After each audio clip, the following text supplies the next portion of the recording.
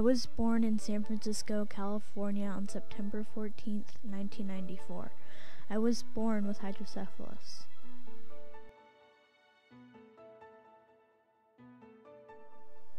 Hydrocephalus comes from the Greek words hydro, or water, and cephalus, meaning head or brain.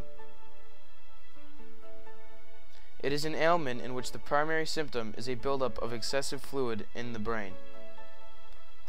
This is actually cerebrospinal fluid, or CSF, a clear solution that surrounds and protects the brain and spinal cord like a shock absorber. Too much CSF results in an abnormal widening of spaces in the brain called ventricles.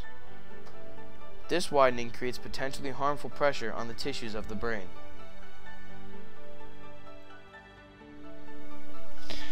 Only one day after my birth, I had life-saving surgery to place a VP shunt. My hydrocephalus was caused due to trauma on my head.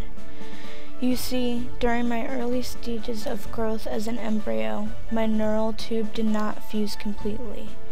The tiny hole left in the neural tube allowed part of my central nervous system to grow outside of my body. The exact location of this growth was in the occipital lobe of my brain.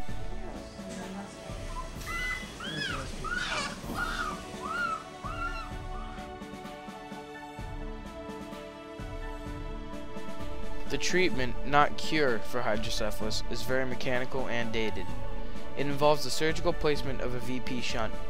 Shunts have been used to treat hydrocephalus for more than 50 years with very little advancement. Who can get hydrocephalus? How about Sergeant James Spence of the 191st Infantry, who has hydrocephalus after 2 tours of duty in Iraq? How about Arizona Congresswoman Gabrielle Giffords, who suffered a gunshot wound to her head at the hands of a violent criminal? How about Dr. Robert Bone, a gifted surgeon who inexplicably was incapacitated by hydrocephalus in his golden age of life? How about you or me?